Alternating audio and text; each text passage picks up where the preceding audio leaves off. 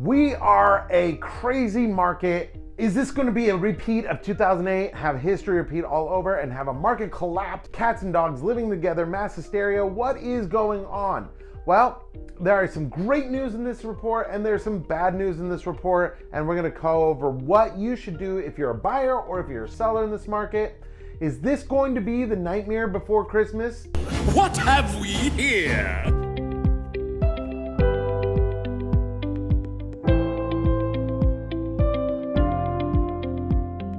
Hi, I'm Adam Hopkins and welcome to Living Las Vegas. This channel is all about Las Vegas and real estate, so if that is of interest to you, you can subscribe or at least give me a thumbs up. I'd appreciate that. I am also a real estate agent and I absolutely love helping people find the perfect home. So if I seem like the right agent, my information's below. Let's have a conversation. Okay, so let's talk about the market report. Now, we are 9.72% higher than we were in the previous September. So when we compare September to September, we're 9.72%, which is fantastic. That's great numbers.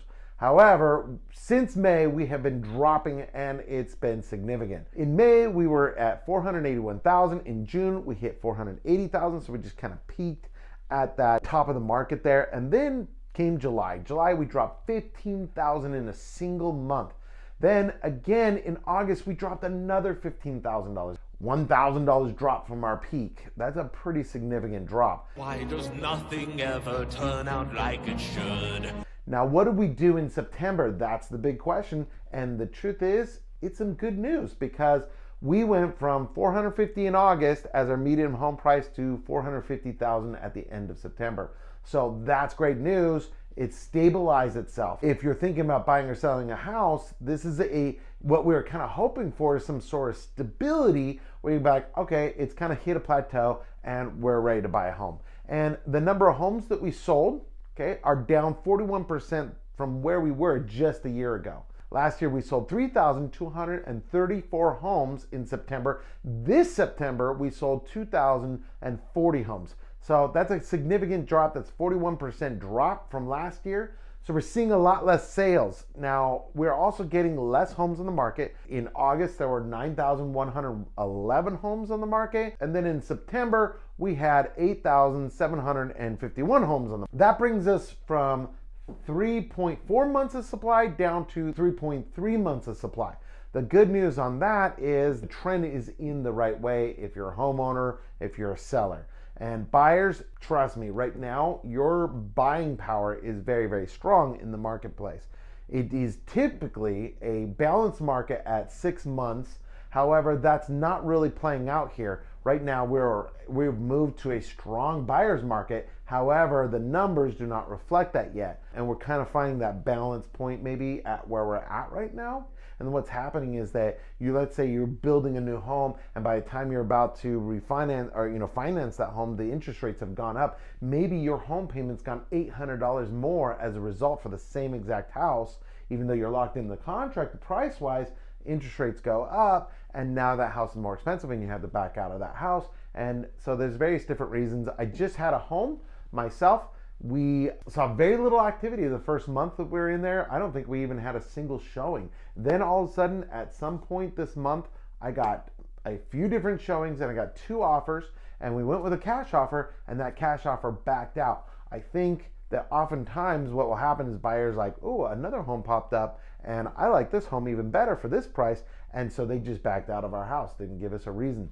Now we're back in contract again. So that's 3 contracts in probably about a week and a half that we received for the same house. And that shows buyer interest has increased. As we go into the holiday season, typically more and more homes will come off the market. They'll either withdraw from the market or they'll just can't, or it expires. So we're gonna see less homes on the market, which is a good trend to stabilize our market, since we're gonna be having a lot less transactions happen than we normally would. So it's all about supply and demand, and we're watching that closely to make sure that it's not too out of skewed. Now, the reason why we're seeing these drops is because of Jerome Powell. Jerome is the chairman of the Federal Reserve. Jerome Powell has said that his intent is to drastically reduce the cost of homes by increasing the interest rate. Seeing the effects of that, I was hoping that they would, once they see that we've curbed that we would stop dropping. But in September, even though we've seen some drops, they dropped another 75 basis points. That's a significant increase to the interest rates, and so we're going to continue to see this increase increasing. Now, the damage this does to both the buyers and the sellers, well, in the sellers it's easy. The demand goes down, and so the price of the homes go down because there's no market. A house is only worth what somebody's willing to pay for it. Then on the buyer's side, what hurts you is if you bought a $600,000 home for like 2.7% interest rate, that'd be about the same cost monthly for a $400,000 home at, say, 6.5%. So the cost, he's not making this cheaper for buyers. All he's doing is manipulating the market to go down in price, making the price affordable as far as for if you're a cash buyer, it is cheaper. But if you're financing the home, it's going to be more expensive for that same home. Locking in a home now will also assure that you have a good interest rates, and as soon as they drop the interest rates, housing prices are going to go up, and so we can meet that, get back up to where you're at, and then you can refinance it as the interest rates go down, and they have to stimulate the economy. So the question is, when will that have to happen?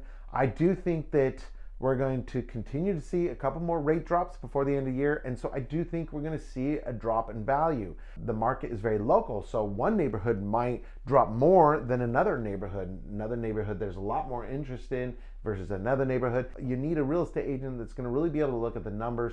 Where should we be putting in an offer in this particular area? And if the buyers are just not willing to sell, then it's worth waiting for, because somebody in that neighborhood is going to crack and they're going to sell it because they have to, and they're going to drop it down, and then everybody else is going to have to sell it at that lower price or lower to get their home sold. And so we have this downward trend continuing to happen. What is this? Is this going to be like 2008? It's really very different from 2008 because of what caused it. In 2008, it was irresponsibility from the buyers, from the seller, from lenders, even from government agencies. There's a lot of cash sitting on the side hoping for another 2008.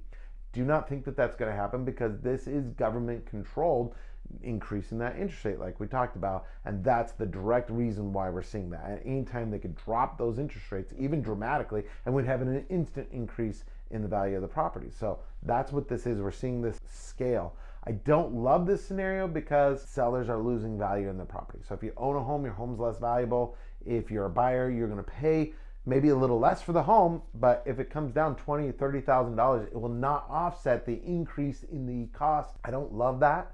And as real estate agents, we're going to be fighting over a lot smaller piece of the pie, meaning there are almost half the homes being sold today than there was in September.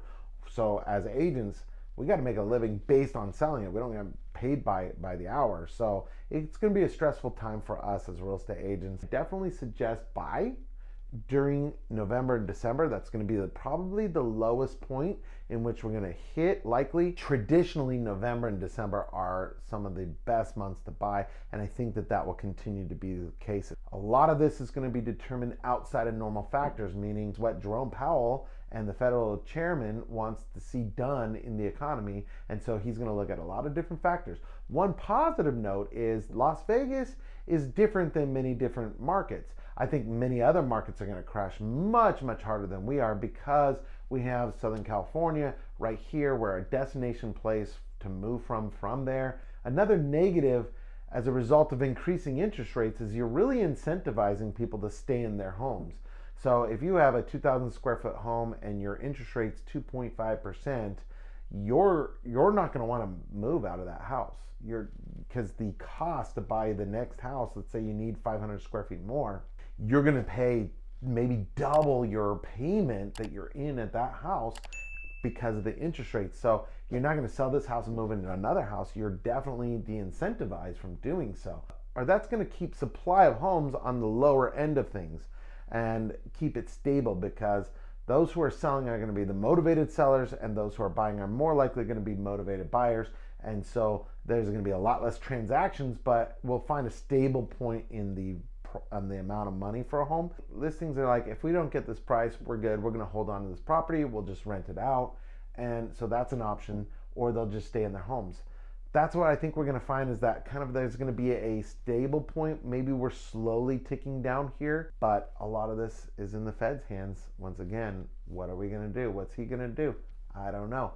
Anyway, let me know what you think the Feds will do, how that's going to affect the market down below. Do you feel that the market has stabilized now that we've had 2 months at the same median home price? Or do you see some difficult times ahead and we're going to continue to slide? Post below. I want to hear from you. If this was useful to you, be sure to subscribe and hit the bell so that you're notified. We do these every single month as soon as new data comes out. Be sure to follow our channel. Check out some of our other videos. Appreciate you joining us. We'll catch you later. Bye-bye.